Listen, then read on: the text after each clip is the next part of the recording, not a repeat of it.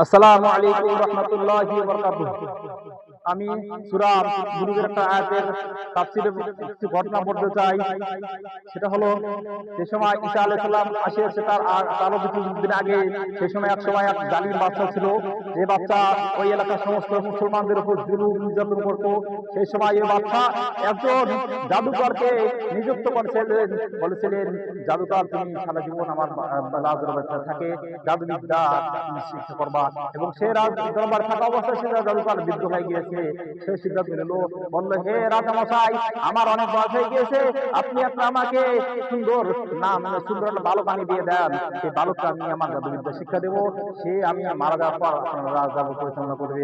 তখন তার কথা অনুসারে রাজা মশাই তাকে একটা সুন্দর বালক দেওয়া হলো, বলা হলো, তুমি রাজদরবারে থাকবা এবং রাজদরবারে পাশে যাবা, যা জাদুবিদ্যা শিখে রাজদরবারে আবার ফিরে আসবা।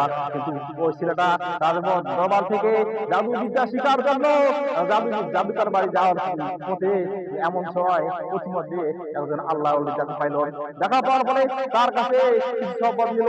শপথ নেওয়ার পরে তিনি লা ইলাহা ইল্লাল্লাহ দাওয়াত গ্রহণ করলেন। করার পরে তিনি তারপর ওই জাদুকরের কাছে গেলেন।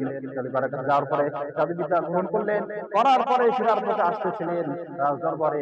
রাজদরবারে আসার পরে দেখতেছেন পথির মধ্যে একটা অনেক বড় বাঘ রাস্তার মধ্যে আক্রমণ করে, রাস্তা বন্ধ করে আছেন, যার ফলে রাস্তা জাম সৃষ্টি হয়েছে, রাস্তা বন্ধ হয়ে গেছে, যার জন্য রাস্তা আর চলতেছে না, যার জন্য রাস্তা জাম চলতেছে না।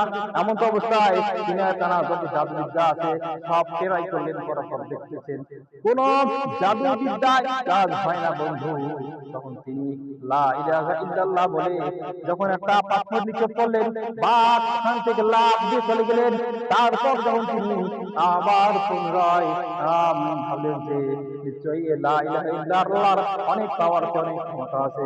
এরপর যখন তিনি প্রত্যেকদিন ওই জাদুকরের কাছে যাইতেন আর আসতেন, প্রত্যেকদিন পিঠার পথে ওই হুজুরের কাছে এলেন, শিক্ষা করতেন।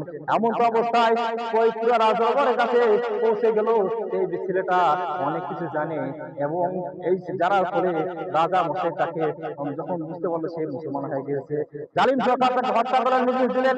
তখন ওই ছেলেটা বললেন, আপনি যদি আমার হত্যা করতে চান হত্যা করেন। তখন রাজা মশাই তাকে হত্যা করার জন্য পাহাড়ে পাড়ে দেওয়া হলো। পাহাড়ে যখন হত্যা করার জন্য পাড়ে দেওয়া হলো, সেই ছেলেটা পাহাড়ে যেমন হত্যা করতে বললো লা ইলাহা ইল্লাল্লাহ, তখন সমস্ত মানুষ পাহাড় থেকে নামিয়ে পড়ে গেল, সে বেঁচে গেল। তারপর যখন সাগর করা হলো, সাগর থেকে লা ইলাহা ইল্লাল্লাহ বললো, সে বেঁচে গেল। সমস্ত মানুষ মারা গেল। তারপর সে বললো, আপনি যদি আমাকে মারতে চান তাহলে আপনি আমাকে তীর ছুঁড়ে বলতে পারেন লা ইলাহা ইল্লাল্লাহ।